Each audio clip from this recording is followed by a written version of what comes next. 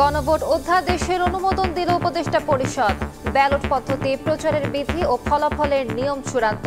নির্বাচনের দিনে গণভোট চায় দেশের মানুষ, বলছে বিএনপি। প্রত্যেকে এই ব্যাপারে একমত যে একই দিনে জাতীয় নির্বাচনের সাথে গণভোট হওয়া উচিত। রাজনীতিতে জড়িয়ে পড়া নয়, নির্বাচনে অনিয়ম তুলে ধরায় পর্যবেক্ষক সংস্থার দায়িত্ব।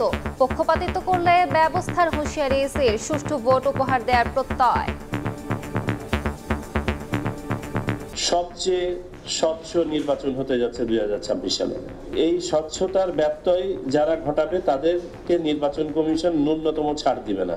যাদেরকে এনগেজ করবেন তারা যদি ওখানে গিয়ে রাজনীতিতে জড়িয়ে পড়ে তাহলে কিন্তু একদম ড্যামেজ হয়ে যাবে সবকিছু। যাদেরকে নিয়োগ করবেন প্লিজ চেক করবেন যে তারা কোনো রাজনীতির সাথে কোনো জড়িত আছে কিনা।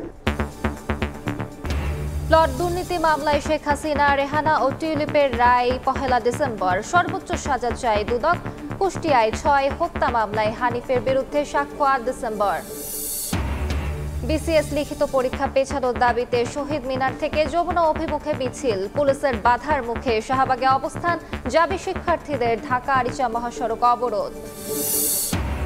মোবাইলে অটো চালু হচ্ছে সার্ভিস, অজান্তেই কাটছে টাকা। মেয়াদহীন ডাটায় বাড়তি অর্থ। সিম পরিবর্তন ফি 350। বিটিআরসির গণশুনানিতে নানা অভিযোগ, ব্যবস্থার আশ্বাস।